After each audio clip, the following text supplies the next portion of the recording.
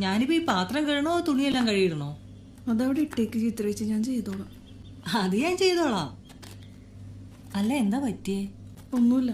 അല്ല എന്തോ ഉണ്ട്. അത് മാത്രമല്ല അതിപ്പോ കൂടി കൂടി വരുന്നുമുണ്ട്. എത്ര വെച്ച് സഹിക്കാം? വെളുപ്പിനോട്ട് രാത്രി വരെ പണിയെടുക്കുക, ഒരു കുഴപ്പമില്ല. പക്ഷെ ആർക്കു വേണ്ടി?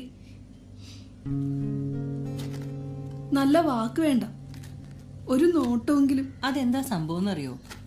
ഒരു കുട്ടി ഉണ്ടായ എല്ലാ പ്രശ്നവും മാറും.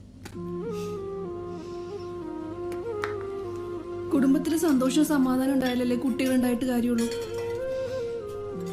അല്ലെങ്കിൽ എങ്ങോട്ടെങ്കിലും ഓടിപ്പോവാൻ തോന്നും.